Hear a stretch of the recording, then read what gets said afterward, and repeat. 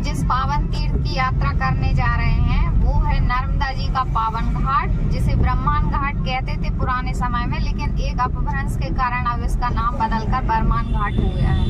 इसकी दूरी सागर, मध्य प्रदेश के सागर जिले से लगभग 110 किलोमीटर है और सबसे निकटतम जो रेलवे स्टेशन है बरमान का वो है करेली और जिला नरसिंहपुर से इसकी दूरी 16 किलोमीटर है।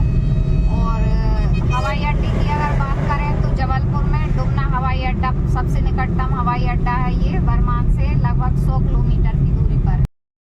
सागर से हम लोग लगभग शाम को 6 बजे निकले और बरमान पहुंचने में लगभग 2 घंटे के करीब समय लग सकता है। हम लोग ऐसा प्लान कर रहे हैं कि रात्रि विश्राम वहीं बरमान के नज़दीक ही किसी होटल में स्टे करेंगे और अगले दिन इसकी यात्रा की शुरुआत करेंगे बरमान भ्रमण की।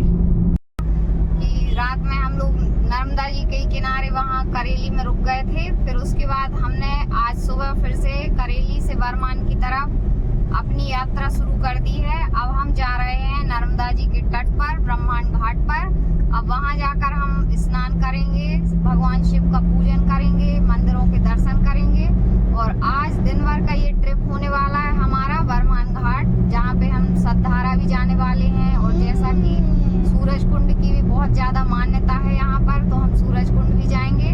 तो बने रहिए वीडियो में, वीडियो को लास्ट तक जरूर देखें, हम आपको सारी चीजें एक्सप्लोर कराने वाले हैं। हर हर नर्मदे, नमामि देवी नर्मदे, नर्मदा मैया की जय।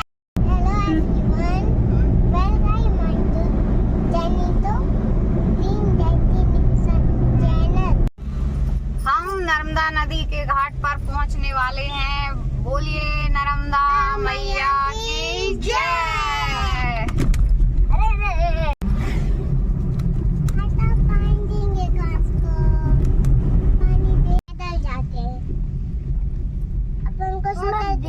ईश्वर जगत गुरु श्री रामानंदाचार्य मठ स्वामी श्री राम। अभी हम पहुंच चुके हैं बरमान घाट के दक्षिण तट पर और सामने आप देख रहे हैं दीपेश्वर महादेव मंदिर और इसके दक्षिण तट पर है शारदा मंदिर। ये स्थान रेत घाट कहलाता है। यहाँ पर लगी हुई पूजन सामग्री की दुकानों से हमने प्रसाद लिया और पैदल ही नीचे मां नर्मदा के तट पर स्नान करने के लिए चल पड़े। यहाँ पर मकर संक्रांति से नर्मदा जयंती तक बहुत विशाल मेले का आयोजन किया जाता है। लगभग 1 माह तक चलने वाले इस मेले में दूर दूर से श्रद्धालु आते हैं और मां नर्मदा में स्नान कर पुण्य लाभ अर्जित करते हैं। यहाँ पर हमने मां नर्मदा में स्नान किया और भगवान सत्यनारायण का पूजन करके कथा सुनी। आप सभी दर्शकों की जानकारी के लिए मैं ये बताना चाहूंगी कि यदि आप भी मां नर्मदा के तट पर किसी भी प्रकार का पूजन, कथा, शिव अभिषेक आदि कराना चाहते हैं तो आप पूजन सामग्री घर से लाए हैं तब तो ठीक है, और यदि नहीं भी लाए हैं तब भी यहाँ पर सभी प्रकार की पूजन सामग्री आसानी से उपलब्ध हो जाती है। अगर यहाँ पर आने के विशिष्ट समय की बात करें तो मकर संक्रांति यानी 14 जनवरी सबसे उपयुक्त समय है, क्योंकि मेला होने के कारण यहाँ काफी रौनक रहती है। विशिष्ट रूप से कार्तिक, बैसाख और श्रावण मास में यहाँ पर अत्यधिक संख्या में श्रद्धालु आते हैं। मां नर्मदा का दक्षिण तट यह रेत घाट अत्यंत मनोरम है। यहाँ तट का विस्तार काफी चौड़ाई में है और रेत के होने और गहराई कम होने के कारण यह श्रद्धालुओं की पहली पसंद है। यहाँ पर खाने पीने की भी उत्तम व्यवस्था है। इस पार से उस पार जाने के लिए नाव के अलावा पुल भी बन गया है। इसी वजह से अब आवागमन सुलभ हो गया। नर्मदे, नमामि देवी नर्मदे। हम अभी पहुँचे हैं ब्रह्मांड घाट के शारदा मंदिर के दर्शन करने के लिए।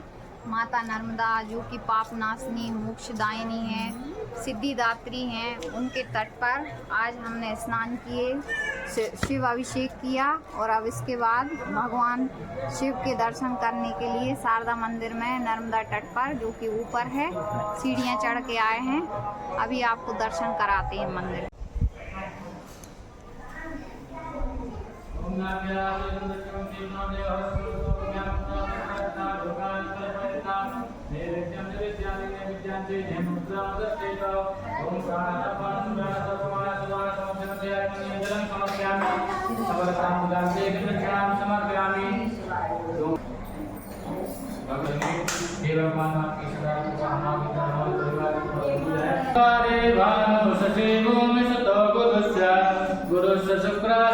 शांतिकरा भवन्तु सूर्या सौरमतिर्लदच्च पृथिवीं सन्मङ्गलं मङ्गलः सर्वोऽधिं च बुधो सगुरुतां प्रार्थकं संसनिः राहुर्बाहुबलं करोतु सततं हेतो कुलाय सुन्नतिं बहुलावरः ॐ नमो नमस्ते कृतकप्रभाय श्रीरायाय सुमङ्गलाय।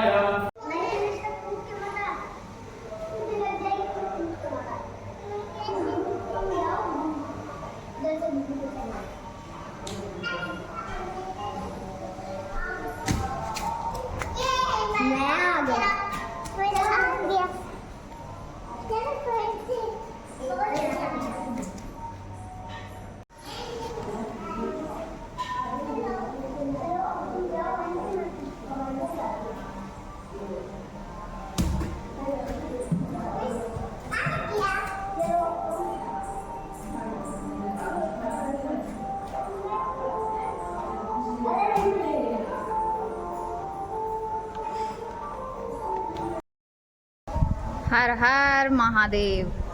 हम अभी पहुंचे हैं ब्रह्मांड घाट के किनारे पर। ये जो ऊपर शारदा मंदिर है, इस मंदिर में ये संस्कृत पाठशाला है। संस्कृत पाठशाला में ये यहाँ पर विद्यार्थी अध्ययन करने आते हैं, संस्कृत का ज्ञान अर्जन करने आते हैं। ये देखिए कितने बड़े प्रांगण में ये पाठशाला बनाई गई है।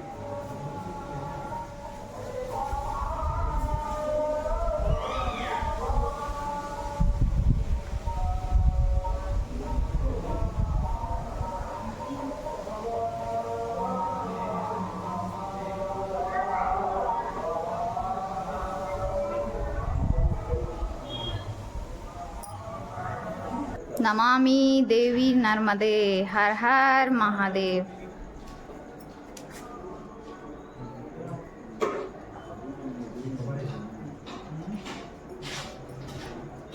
ब्रह्मांड घाट के किनारे पर ये जो शारदा मंदिर है, इसके जीर्णोद्धार का काम चल रहा है। कारीगर यहाँ काम करने में लगे हुए हैं, सुंदर नक्काशी कर रहे हैं और उनकी जो मेहनत है वो प्रत्यक्ष दर्शित हो रही है इनकी।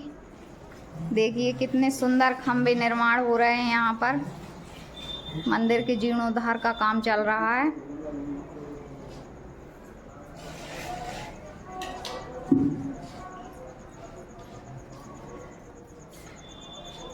जय नर्मदा मैया।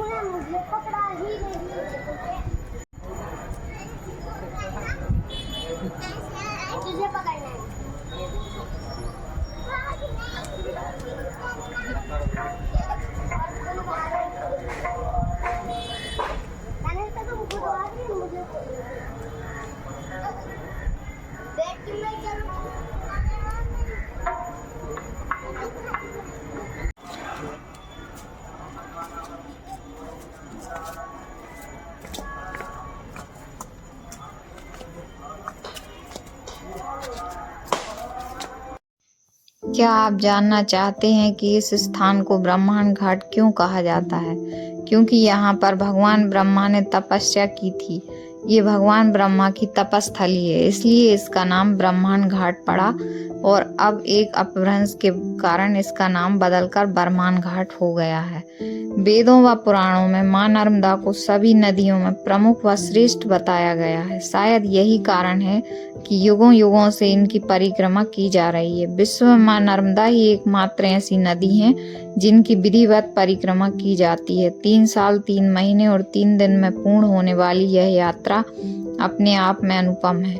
अनुभवी भक्तों द्वारा समय समय पर यह बताया गया कि इस परिक्रमा के दौरान हुई देवी अनुभूतियों का शब्दों में वर्णन कर पाना कठिन है। नर्मदा पुराण में वर्णन मिलता है कि मां नर्मदा को शिव पुत्री माना जाता है। मान्यता है कि एक बार भगवान शिव मेकल पर्वत पर घोर तपस्या में लीन थे। तभी उनके शरीर से पसीने की कुछ बूंदें मेकल पर्वत पर गिरने से मां नर्मदा की उत्पत्ति हुई। इसीलिए इनका एक नाम मेकल सुता भी है। इनके अन्य नामों में रेवा, शांकरी भी प्रचलित हैं। जन्म कारण जननी हुई, लीला कारण बालिका, शक्ति कारण देवी हुई और अंत कारण कालिका। भारत में 4 नदियों को 4 वेदों के रूप में माना गया है। गंगा को ऋग्वेद, यमुना को यजुर्वेद, सरस्वती को अथर्ववेद और मां नर्मदा को सामवेद स्वरूपा माना गया है। पुण्यदायिनी मां नर्मदा का उद्गम स्थल मध्य प्रदेश के अनूपपुर जिले में विंध्याचल पर्वत की सबसे ऊंची चोटी अमरकंटक से माना जाता है। जिस तरह गंगा को ज्ञान, यमुना को भक्ति, सरस्वती को विवेक की अधिष्ठात्री देवी माना है, उसी प्रकार मां नर्मदा को वैराग्य की अधिष्ठात्री देवी माना जाता है।